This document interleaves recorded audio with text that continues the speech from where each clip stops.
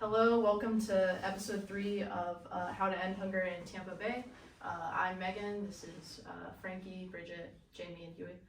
So today we're gonna be focusing on food waste and how that impacts our area locally and just in general throughout the globe, like how food waste is such a big issue. So, an interesting statistic that Bridget mentioned in an earlier episode from the Journal of Food and Nutrition was that 17% of Florida residents live with food insecurity, which is crazy because that's such a huge number. So so how does that relate to food waste? So, according to USDA, organizations have about 31% food loss and waste approximately 133 billion pounds of food per year.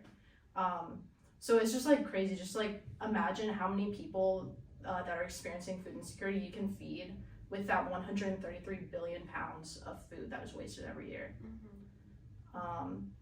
So just to bring up our interviews that we did from earlier, we gained a lot of knowledge about food waste from those interviews. I think we met with two very different organizations, Meals on Wheels and Longhorn.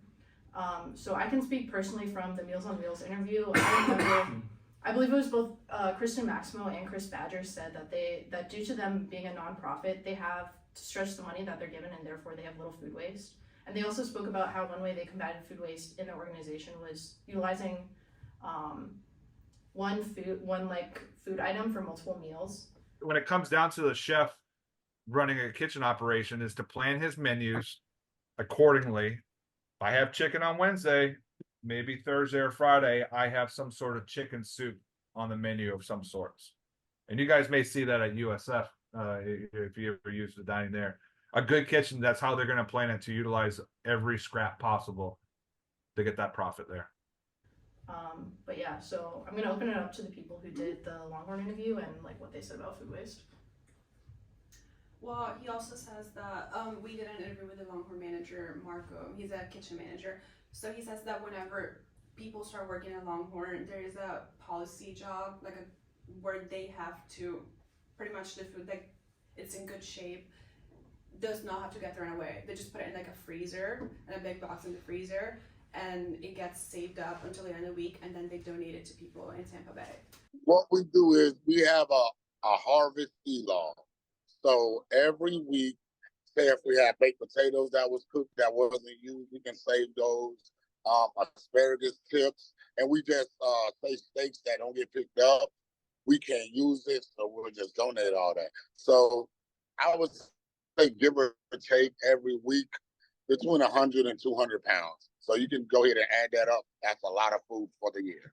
So that's also a great thing that Longhorn is doing. I feel like a lot more restaurants need to start implementing something like this, because then a lot of good food will not be thrown away. A lot of restaurants like to throw away food because it doesn't look up to the presentation, because it's a lot of visuals when it comes to their meals, but the food is actually in perfectly good shape and should not be thrown away.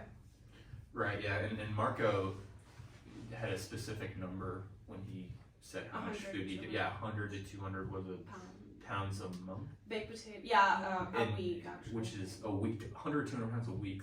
Think about that number. How many people could be fed, and back to the previous episode.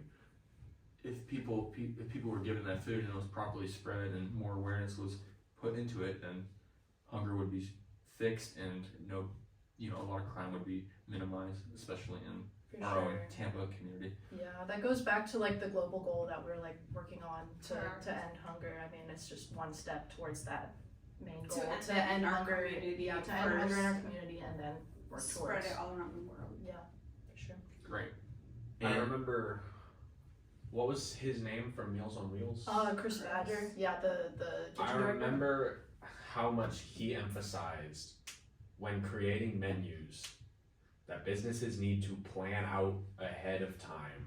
Yeah, that was the. They're very organized. Mm-hmm. They were very organized. Right, and if you want to, if you don't believe us, here's a clip from the interview. Another thing that it helps is when you're ordering food for an organization is finding the same product that has multiple uses as well. So if I'm having chicken fajita, right, I make a lot here, so I'm not cutting the chicken breast up. I'm getting chicken that's already pre-sliced for me, diced from Tyson or whatnot.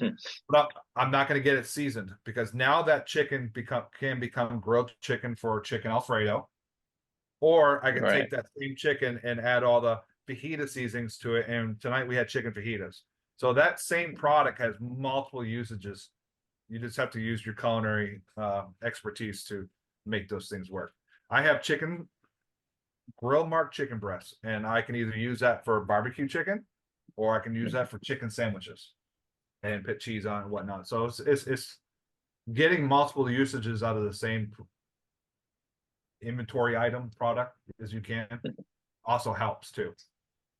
I mean, yeah, you see there from the interview. I mean, like Chris, he just hammers home like how much planning is required. He said earlier in the interview that he, was in the Navy and he used to work on a submarine, and obviously there food is extremely valuable resource. They can't just resurface up, to get some, fresh vegetables or anything like that. So he definitely knows a thing or two about planning, in a very limited kitchen. So yeah, I mean, again, thanks for watching. That was episode 3 of 5. So next episode, we're going to be talking about what we can actually do in order to try and curb the hunger problem in Tampa Bay itself. So thanks for watching. Bye. Thanks for Thank watching. you.